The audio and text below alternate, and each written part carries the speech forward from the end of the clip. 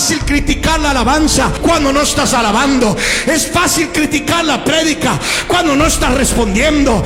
Es fácil criticar al líder cuando no lo estás siguiendo. Es fácil ser un quejón, un criticón, amén, un chismoso cuando estás en los extremos del campamento. Pero escúcheme, tenga cuidado en los extremos, porque ahí comienza el fuego del juicio de Dios. Amén. Yo me voy a meter lo más cerca que puedo. Yo voy a estar lo más cerca que puedo para no dejar que mi mente o mi espíritu se contamine. Números capítulo 11, versículo 25. La Biblia dice así. Dice: entonces Jehová descendió en la nube y le habló, y tomó del espíritu que estaba en él y lo puso en los 70 varones ancianos. Y cuando posó sobre ellos el espíritu, profetizaron y no cesaron. Pero mire el versículo 26. Y habían quedado en el campamento 2 varones, llamados el uno Eldad y el otro Medad, sobre los cuales también reposó el espíritu.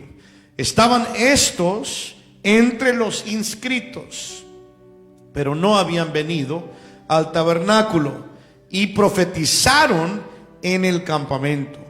Y corrió un joven y dio aviso a Moisés y dijo: Eldad y Medad profetizan en el campamento. Entonces respondiendo Josué, hijo de Nun, ayudante de Moisés, uno de sus jóvenes, y dijo: Señor mío Moisés, impídelos. Y Moisés le respondió: ¿tienes tú celos por mí? Ojalá todo el pueblo de Jehová fuese profeta, y que Jehová pusiera su espíritu sobre ellos. Amén. Quiero titular esto en esta tarde: profetas en el campamento.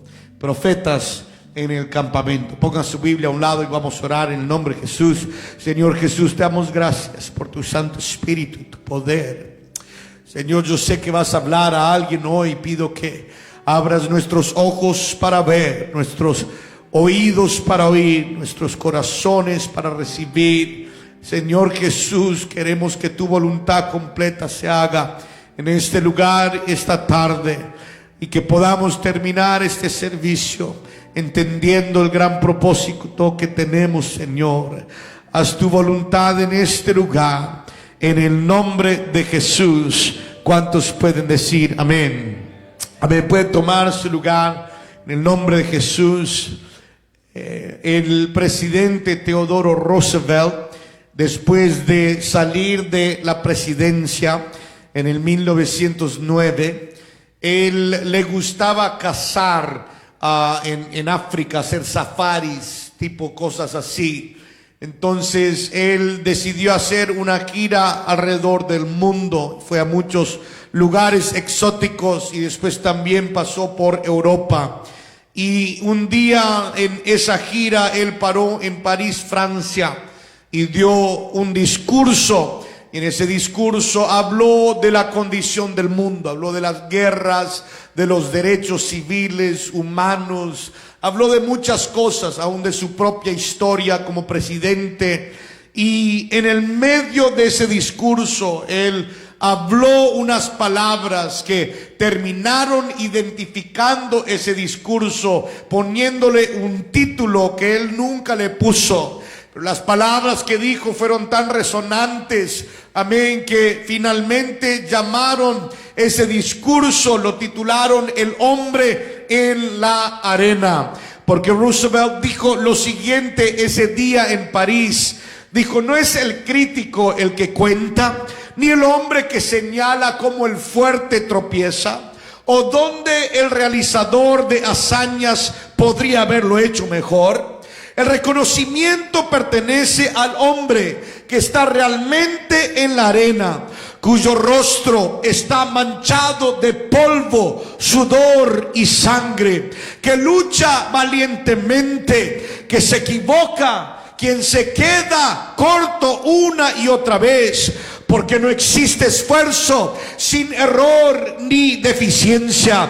pero que se esfuerza realmente para realizar proezas, que conoce el gran entusiasmo, la gran devoción, quien se fatiga él mismo en pos de un noble empeño, quien si al final todo va bien, conoce el triunfo que significa alcanzar un logro, y si sale mal, si falla, al menos falla atreviéndose formidablemente, de modo que su lugar nunca debe estar junto a esas frías y tímidas almas que no conocieron ni la victoria ni la derrota. Roosevelt nos dejó saber que el hombre que cuenta, amén, es el hombre que está en la arena batallando, sudando y dando su vida por un propósito. Yo no sé, amén, cómo usted considera su vida. Amén, algunos vivirán su vida sin que les importe, amén, el legado que dejen. Algunos están contentos simplemente con el 8-5, amén, y poder tener sus cositas en esta vida. Y no hay nada malo de eso, pero ojalá que haya algo en usted que dice: yo para Dios quiero hacer algo más. Para Dios no simplemente quiero llenar un espacio, amén, en lugar y en tiempo, sino que quisiera también ser considerado como un hombre o una mujer que se podría decir de mí: ese fue un hombre en la arena, esa fue una mujer en la arena, hicieron algo con el tiempo que se les dio.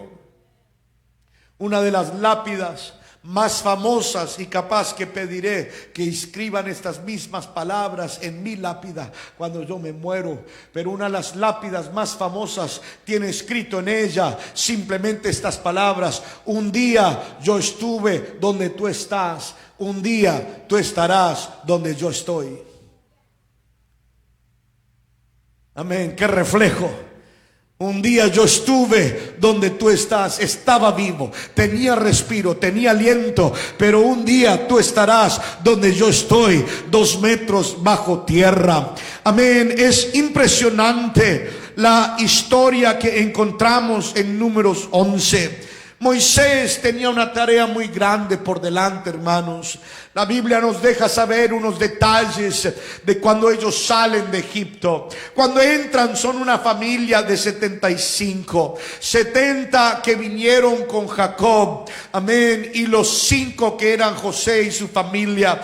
Hay un lugar en la Biblia donde los numera 70 y hay otro lugar en la Biblia donde los numera 75. No es una contradicción, es que uno de los números solamente incluye la familia de Jacob, que vino con todos sus hijos, y el otro número incluye José, que ya estaba en Egipto con su familia. Amén, pero entran como una familia y 430 años después salen como una nación. Amén, he dicho antes que la Biblia dice que fueron 600,000 hombres que podían levantar espada. Una mujer por cada hombre, 1.2 millones. 2 niños por cada, amén, pareja de hombre y mujer serían 2.4 millones. Y si sabemos algo de las familias israelitas, no tenían 2 hijos, tenían muchos más. Es posible que ellos pudieran haber sido 4 o 5 millones de personas. El punto simplemente es el siguiente, amén, y eso es que Moisés se encontraba con algo que nadie nunca antes se había encontrado. Ningún varón de Dios había tenido que manejar tanta cantidad de gente. Abraham nunca lo tuvo que hacer, Jacob nunca lo tuvo que hacer, Isaac nunca lo tuvo que hacer, pero Moisés le tocó manejar un pueblo de Dios muy grande, y no solamente un pueblo de Dios grande, un pueblo de Dios que por 400 años había tenido una mentalidad de esclavitud. Él tuvo que realmente reformarlos, Dios tuvo que transformarlos, y lo vemos evidentemente evidente que muchas veces en el desierto y en el proceso ellos se quejaban y querían volver a la comodidad. Mire esto, querían volver a lo que era cómodo para ellos, aunque no era lo mejor para ellos. ¿Qué cosa querer volver a la comodidad de la esclavitud simplemente porque era lo que conocían? Alguien lo dijo una vez de esta manera: tomó una noche sacarlos de Egipto, pero tomó 40 años sacarles el Egipto.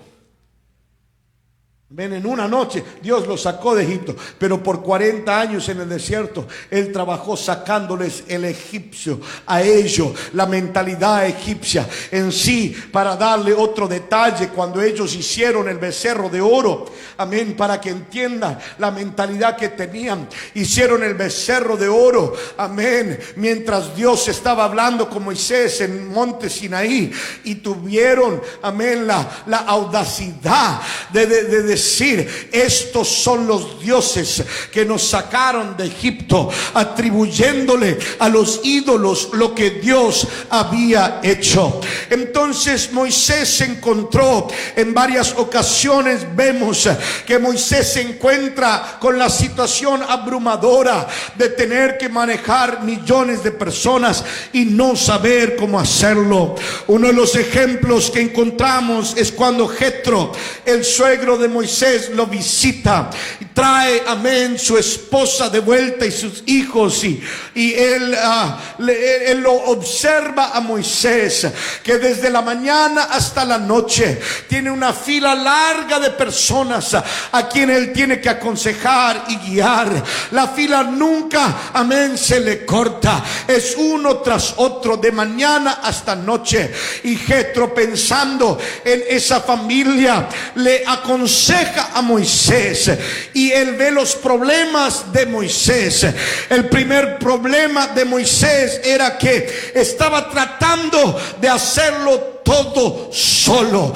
Amén. Yo no creo que él era orgulloso, yo no creo que él se creía la gran cosa, pero capaz que él no sabía que Dios le había dado a él unas ayudas en el campamento. Capaz que él no había contemplado que otro podía dar un consejo, que otro podía resolver situaciones.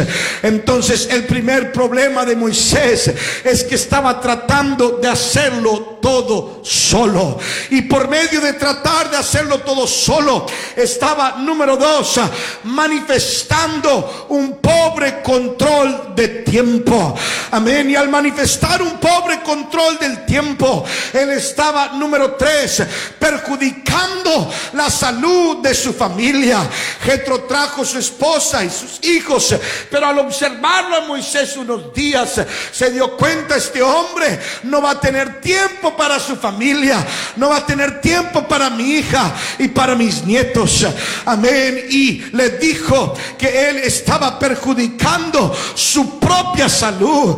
Le dijo: Moisés, no está bien lo que haces, vas a desfallecer tú. Y no solo vas a desfallecer tú, porque si tú desfalleces, entonces el pueblo también va a sufrir y el pueblo va a desfallecer. En pocas palabras, Moisés, si sigues así, te vas a morir. Hay momentos donde tu cuerpo te manda noticias. Capaz que usted se cree superhéroe y de repente terminas en una cama en el hospital porque no te cuidaste. Y Jetro podía ver lo que iba a pasar y dijo: no está bien lo que haces. Entonces le dio el consejo, le dijo: tienes que transicionar, amén, tú tienes que ser el representante del pueblo delante de Dios, y tienes que ser el representante de Dios delante del pueblo. Tienes que entender que no hay manera que un hombre pueda pastorear 5 millones de personas. Tienes que, amén, entender, aleluya, que tienes que transicionar a ser un representante del pueblo. Y Moisés tenía que enseñarles las ordenanzas y las leyes. No era simplemente soltar gente a la aventura y simplemente darles un cargo, un título y decir vaya, ayúdenme. No, él tenía que enseñarles. ¿Por qué? Porque esas personas tenían que ser una extensión de Moisés en todas maneras, en la manera que manejaban las cosas, en la manera que hablaban, en la manera que ellos trataban a la gente. Entonces Moisés tuvo que enseñarle las cosas que deberían saber. La Biblia nos dice que Moisés tenía que mostrarles cómo andar, el camino en que deberían andar y cómo deberían hacer.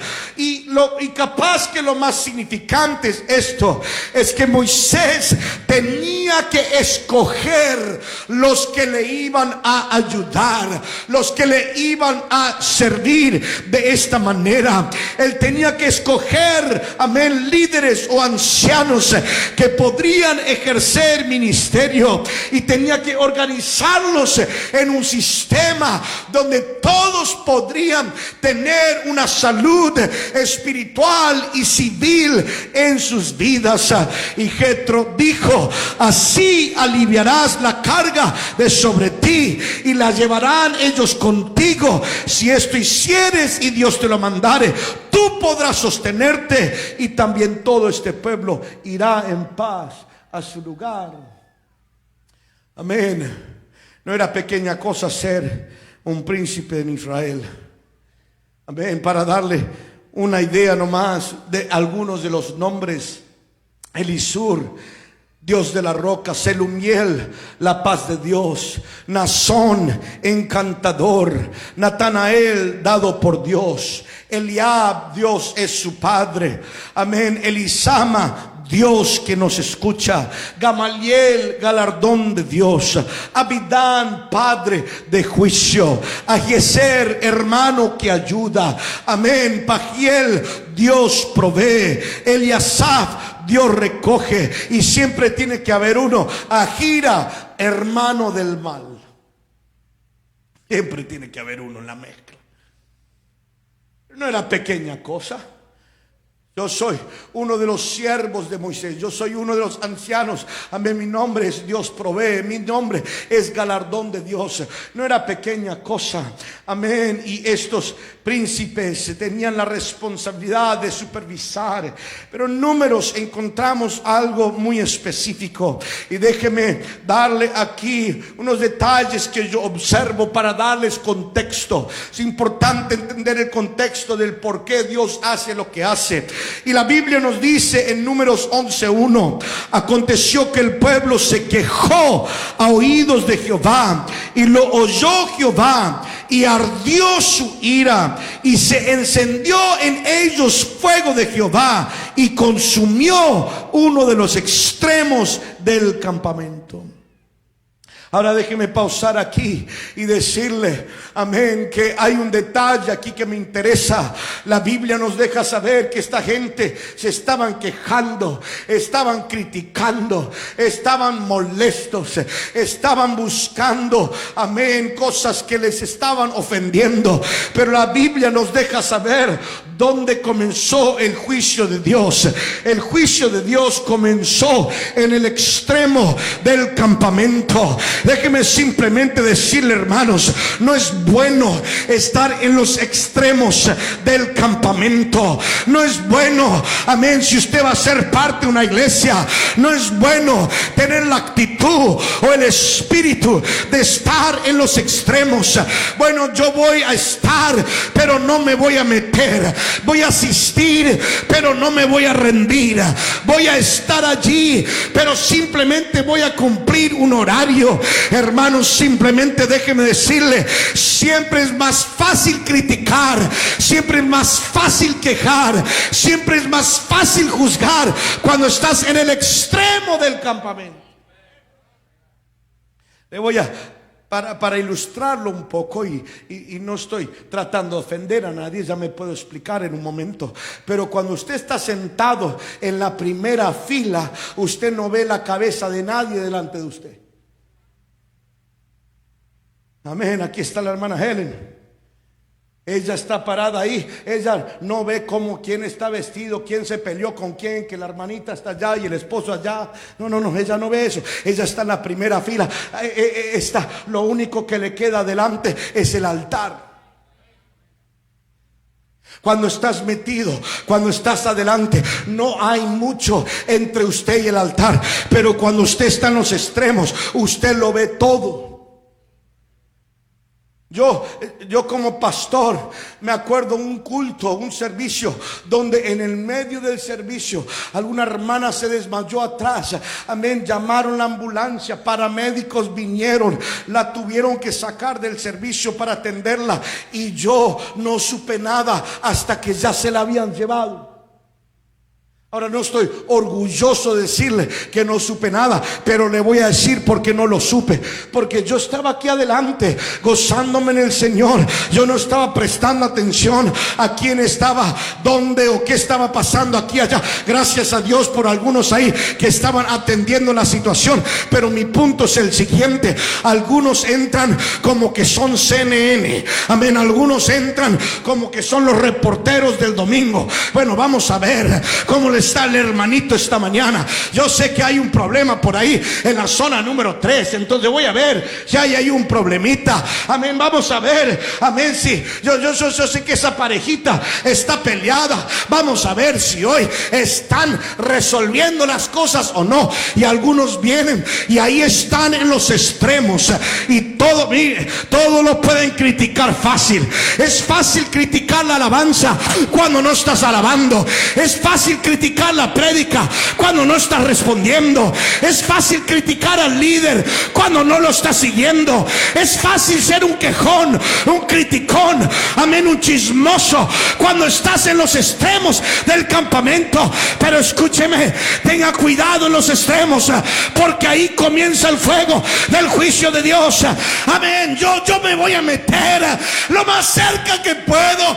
Yo voy a estar lo más cerca que puedo para no dejar que mi mente o mi espíritu se contamine.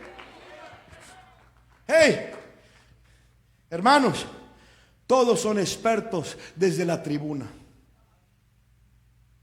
¿Usted no los ha visto en un partido de fútbol? Ahí están jugando los profesionales en la cancha. Y ahí están, amén, todos los barrigones ahí arriba.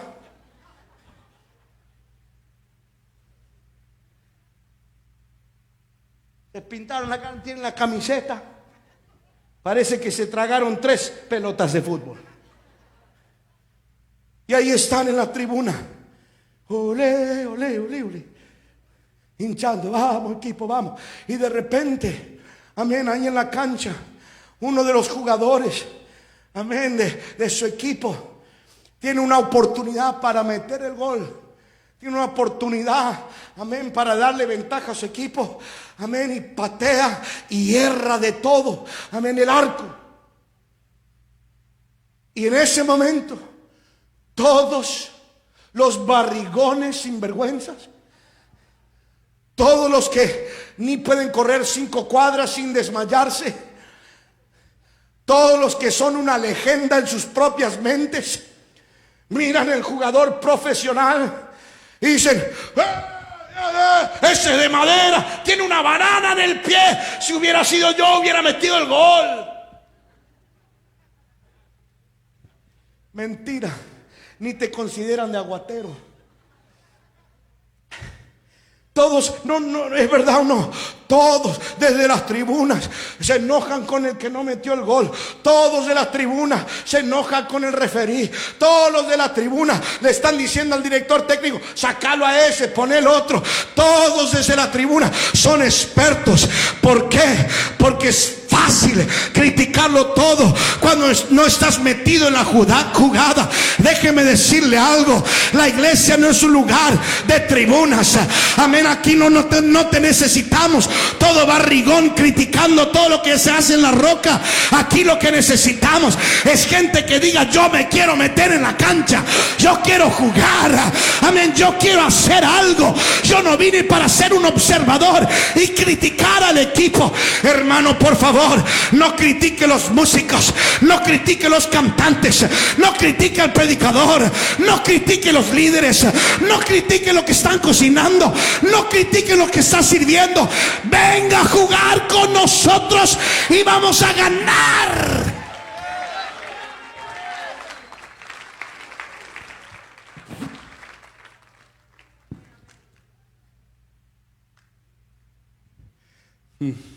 A mí me gusta la casa verde pintada verde.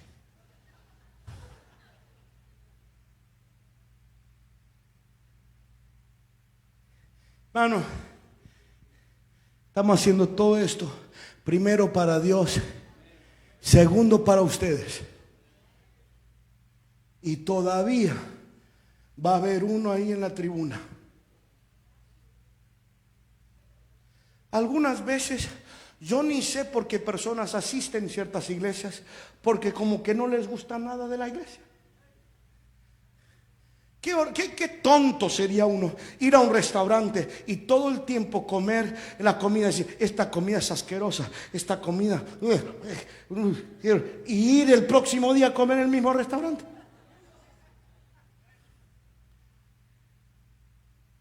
Todos son expertos desde la tribuna. Y el problema, ¿sabe por qué vino el juicio de Dios?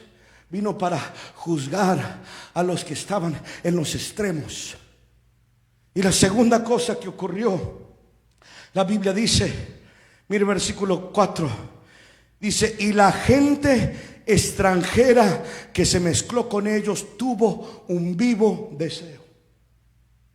Esta historia en la Biblia es la historia de las codornices, donde el pueblo de Dios se cansó del maná.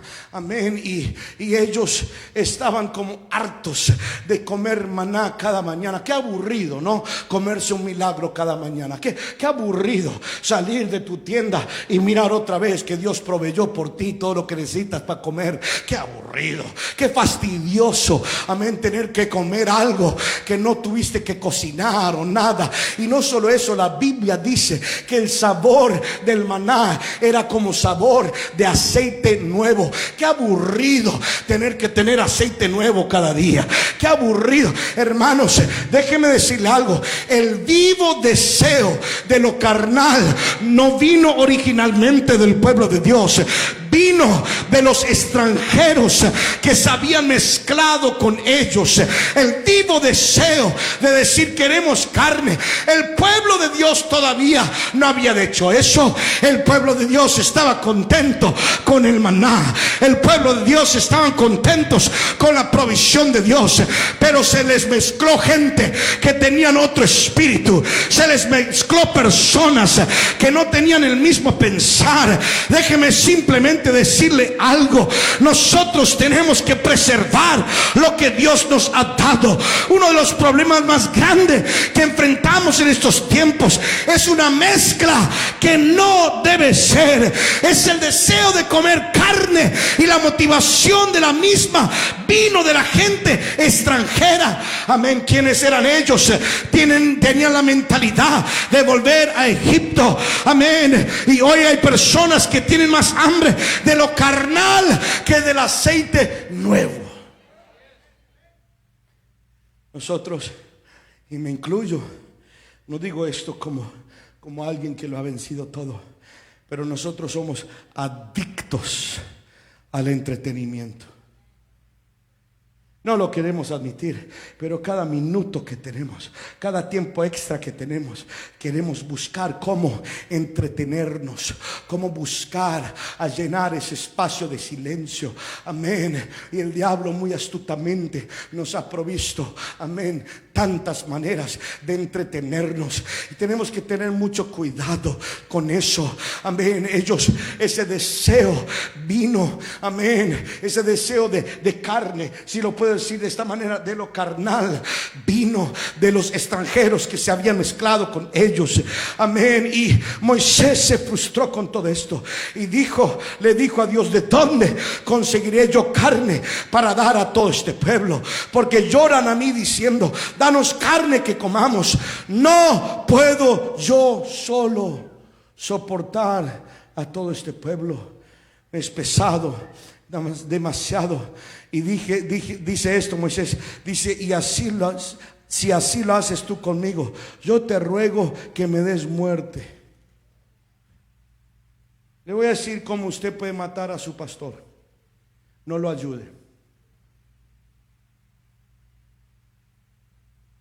En serio. Usted quiere matar a su pastor, no lo ayude. Que lo cargue todo él. Pero ese no es el caso en La Roca. Tenemos más de 84 células, creo que ahorita, 82, 84. Ministros hombres que están aquí, ministros licenciados, líderes, amén, que nos ayudan a llevar la carga. No es el caso en La Roca, amén, donde yo lo estoy haciendo solo en sí. La única razón que nosotros podemos tener la cantidad de gente que tenemos es porque no lo estoy cargando solo. Pero quiero que me escuchen. Si usted, amén, quiere frenar lo que Dios quiere hacer, amén, perdón que les hablo así, directo, sin pelo en la lengua, pero no he dormido en 48 horas, así que ese es el problema. Pero déjeme decirle esto: si usted no nos ayuda, gracias a Dios por los líderes que tenemos, hermano Pablo, pero nosotros no queremos quedar con 84 células. Unos 20 amenes. Yo estoy más despierto que ustedes y no he dormido. Es que yo no quiero simplemente colgar ahí nuestra banderita y decir, wow, La Roca logró grandes cosas, 2 cultos, 80 células, y después en 20 años que nos visiten y todavía tengan solo 2 cultos y 80 células. No, si usted piensa que eso es lo que yo quiero, está loco. Yo voy a dar mi vida para esto hasta el último respiro. Pero si usted, amén, nos ayuda, si usted pone su lomo a trabajar, si usted sale de las tribunas y entra en la cancha para jugar, vamos a llegar a 1000 y 10,000 y vamos a plantar más iglesias y vamos a lograr más cosas. No sé si me están escuchando. Aleluya. ¿Cómo lo vamos a hacer? Moisés dijo, yo no lo puedo hacer solo. Entonces Dios le dijo, vaya y reúneme 70 ancianos. Ahora voy a darles aquí rápido algo muy interesante. Reúname 70 varones de los ancianos de Israel, que tú sabes que son ancianos del pueblo y sus principales. Tráelos a la puerta del tabernáculo de la reunión. Esperen allí contigo. Yo descenderé, hablaré allí contigo y tomaré del espíritu que está en ti y pondré en ellos. Déjeme simplemente decirle algo. Y perdón, yo sé que estoy predicando mucho de mi persona y usted en relación pastoral, pero Dios le dijo, si esto va a funcionar, voy a tomar tu espíritu y lo voy a poner en ellos. Usted no es parte del equipo si no tiene el espíritu del pastor. I'm sorry. Pero si usted tiene su propio espíritu y quiere hacer su propia cosa y no se quiere someter, entonces eso no es lo que Dios estaba haciendo. Dios dijo, tráigame 70 ancianos y voy a tomar de tu espíritu. Usted no puede tener mi unción es mía, y yo no puedo tener tu unción es tuya. Pero sí hay un principio bíblico de tener el espíritu de alguien. Eliseo no pidió la unción de Elías, él pidió una doble porción del espíritu de Elías. Amén. Cuando usted está en esta iglesia, escúcheme, usted necesita tener el espíritu del pastor de esta iglesia. Si usted va a Fort Myers, el pastor Freddy Zúñiga tiene mi espíritu, y porque él tiene mi espíritu, esa iglesia tiene el mismo espíritu. Si usted va a West Palm Beach, el pastor Lucas tiene mi espíritu, y porque tiene mi espíritu, amén, se siente igual que aquí. Si usted va a Miami, amén, el pastor Carlos Flores tiene mi espíritu, y porque tiene mi espíritu, amén, usted va a sentir lo mismo que aquí. Vengo simplemente a decirle, vamos para miles, pero Dios va a tener que tomar de mi espíritu y lo va a tener que poner en algunos que dicen, pastor, aquí estamos, amén, vamos a ayudarte a llevar esto a mucho más. Pero hay un detalle. Se escogieron los 70, pero la Biblia nos dice en versículo 26, y habían quedado en el campamento 2 varones. Bueno, el hecho de que dice que quedaron significa que insinúa que pudieran haber ido, pero no fueron. Y aún así lo aclara después. Amén. Es como cuando si yo voy a un lugar y mi esposa está invitada, pero se quedó en casa. Y yo llego al lugar y me saludan y dicen: pastor, qué bueno verlo. Amén. Y su esposa, amén. Y yo les digo: ella se quedó en casa para atender a los niños o algo así. Ella estaba invitada. Ella pudiera haber ido, tenía la libertad o el derecho por decir, pero se quedó. Eso es, aquí dice: quedaron dos varones en el campamento. El uno se llamaba Eldad y el otro Medad. Y dice: sobre los cuales también reposó el Espíritu. Mire este detalle: estaban estos entre los inscritos. Bueno, yo soy curioso. ¿Inscritos en qué? ¿Qué lista? Porque si yo estoy inscrito es una lista. El banquete del Mother's Day, ahí estoy inscrito, yo no. Y la Biblia dice que estos estaban entre los inscritos, pero no habían venido al tabernáculo. Yo me puse a pensar, comencé a estudiar rabino tras rabino. En el Sanedrín 17a nos cuenta, también Bamidbar Raba 15, que son diferentes escritos del Talmud, amén, de los judíos, donde usted puede aprender cosas históricas de ellos que nosotros algunas veces simplemente no conocemos esa historia. Y ellos dicen lo siguiente, y es algo, déjeme antes de decirle el detalle, hay cosas en la Biblia que son un poquito misteriosas. Por ejemplo, echar suertes. ¿Cuántos entienden cómo funciona echar suertes? No, realmente no lo entendemos, lo leemos. Ahí estaban en el barco, una tremenda tormenta, tenían que averiguar quién era el delincuente, echaron suertes y salió que era Jonás. Y nosotros tenemos la ventaja de tener el libro de Jonás escrito. Y decimos: claro, era Jonás, ahí está. Sí, pero ellos no sabían.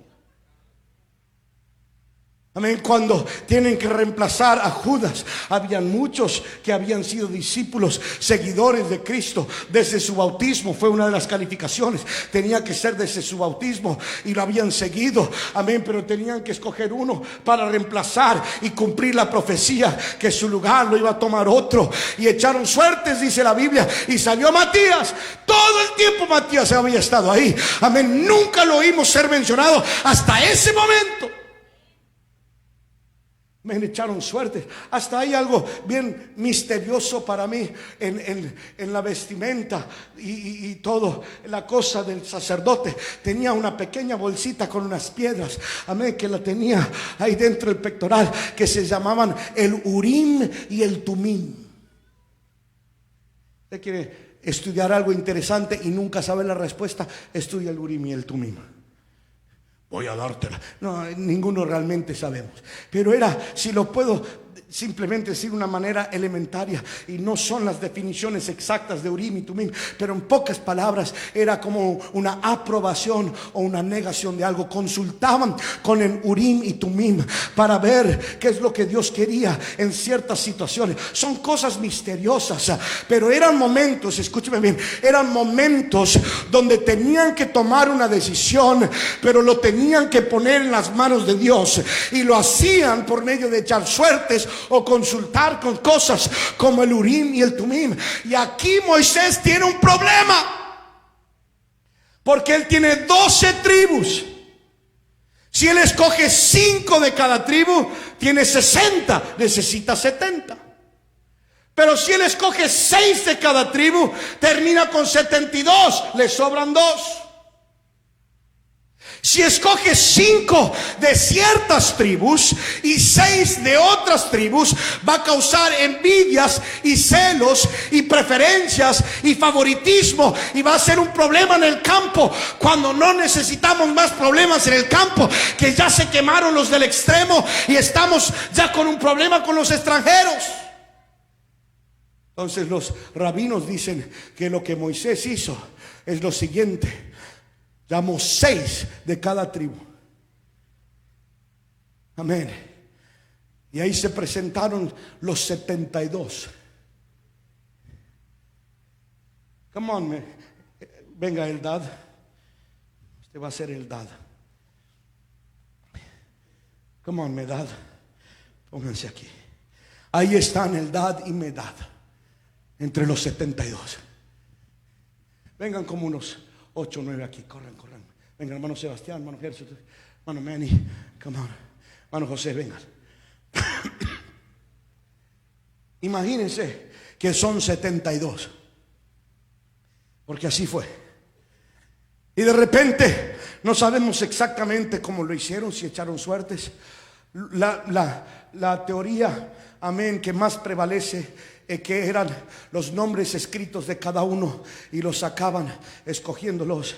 Entonces de repente, amén, yo no sé de qué recipiente o algo, Moisés consultando con Dios, echando suerte, sacaba y decía: Alex, amén. Y no, usted no. Casi me equivoco, usted me da. Venga.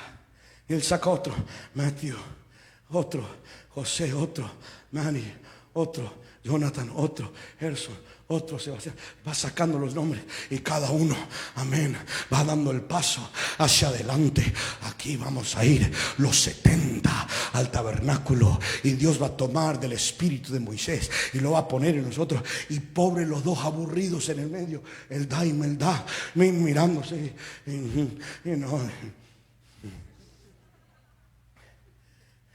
Ya escogieron 50 y ellos están ahí mirando. Y no es pequeña cosa, porque Eldad, la palabra El en la Biblia, El Elión, El Ohim, El Shaddai, cuando usted encuentra El delante de algo, El Liasur, es porque El significa Dios. Entonces este hombre tiene el nombre de Dios en su nombre. Su nombre, Eldad, significa Dios es amor. No es cualquiera parado allí. Y Medad significa que Él es amor. Estos dos hombres no son cualquier cosa, son el corazón del campamento. Amén. Son los representantes del amor de Dios, y uno tras otro los escogen, y ellos, amén, están ahí parados, rechazados. Amén. Capaz que comenzaron hasta sentirse un poco acomplejados, y todos los demás, amén, los 70 se fueron para el tabernáculo, amén, y subieron ahí al tabernáculo, y ahí están los dos. ¿Cuántos han estado ahí en la cancha cuando van a escoger los equipos? ¿Cuántos han estado ahí? Y de repente comienzan a escoger, y usted se va dando cuenta que nadie te quiere mirar en los ojos. Ninguno de los dos capitanes. Y están, hasta es un insulto. Sos un grandote y escogen un niño de 8 años en vez de escogerte a ti. La única suerte que yo tengo es que yo soy el pastor. Entonces, aunque no me quieran, me tienen que escoger para ir al cielo.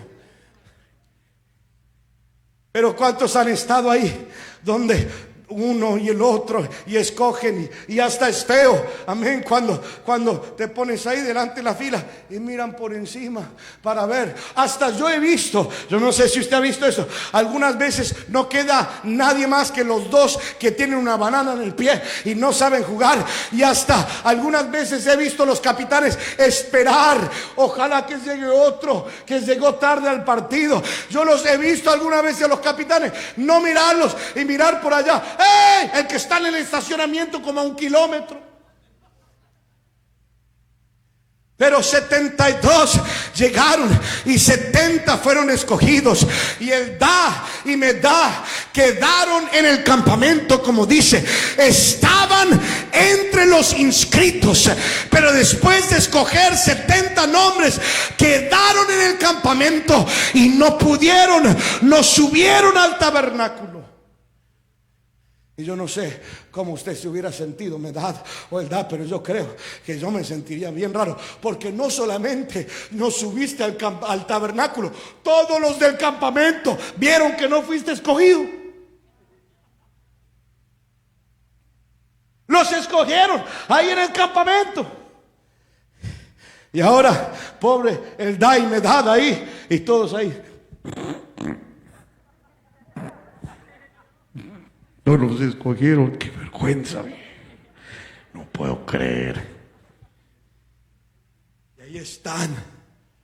Déjeme ayudarle porque Dios me dio una palabra para esta iglesia. Todos quieren profetizar en el tabernáculo. Amén. Perdón, no le quiero ofender, pero escúcheme, predicadores jóvenes, escúcheme, líderes, escúcheme, siervos. Amén. Todos quieren estar entre los 70 que subieron al tabernáculo. Todos quieren que todo el campamento esté ahí. ¡Wow! Mientras todos van subiendo, esos son los meromeros, esos son, amén, los mejores de entre nosotros. Y los pobres me el da y él da ahí, amén. Déjeme ayudarle con algo. Amén. Ellos estaban entre los inscritos, pero no subieron. ¿Y qué pasó? Subieron los 70 al campamento y todo, al tabernáculo, perdón. El tabernáculo no estaba tan removido del campamento. Si usted mira cómo estaban acampados, el tabernáculo estaba en el centro y el campamento estaba todo alrededor. Entonces todos están de cierta manera a distancia, observando lo sobrenatural que Dios está haciendo. Está tomando del espíritu de Moisés y dándolo a estos 70 ancianos. Y la Biblia dice que profetizaron y no cesaron. Amén. Pero los dos que estaban en el campamento, amén, que no buscaron púlpito, que no buscaron título, o no se les dio, mejor dicho, perdón, amén, que le hable de esta manera. Somos una iglesia de 850 miembros un domingo, pero solo hay un púlpito aquí el domingo. Y perdón, no me tomen mal lo que le voy a decir. Yo soy el hombre que Dios escogió para llenar ese púlpito. Amén. Dios me puso allí. Yo ni diría que yo lo pedí, pero Dios me lo puso.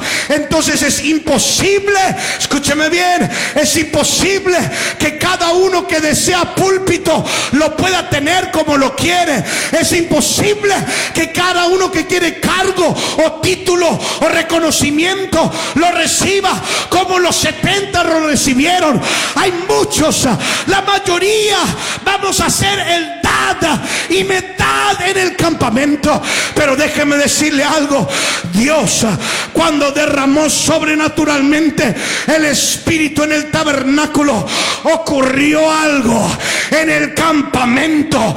Estos dos que estaban inscritos no estaban profetizando detrás del púlpito, no estaban profetizando en una plataforma, no estaban entre los 70, pero donde más se necesitaba profecía, donde más se necesitaba palabra, donde más se necesitaba un ministro, comenzaron a profetizar en el campamento.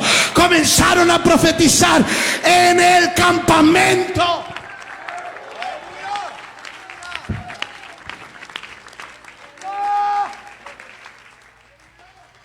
¿Saben lo que dicen los judíos? Los judíos dicen que donde dice que en el tabernáculo profetizaron y no cesaron, dicen que no cesaron ahí, pero después cuando salieron ahí cesaron. Y dicen de Eldad y Medad que nunca cesaron de profetizar. No solamente eso, los rabinos dicen esto, amén, porque los rabinos dicen que Dios tomó el espíritu de Moisés y lo puso sobre los 70, pero a los dos que estaban en el campamento tomó de su espíritu y se los puso a ellos. ¿Qué está diciendo, pastor?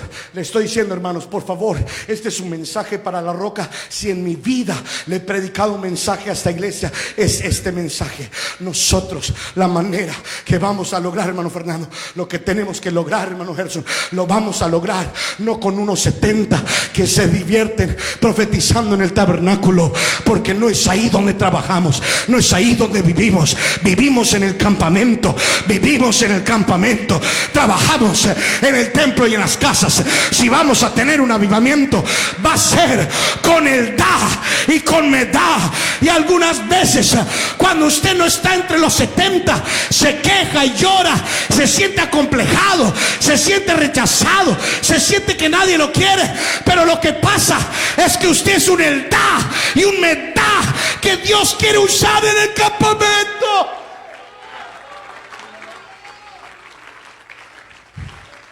Póngase de pie. ¿Listos por algo impresionante?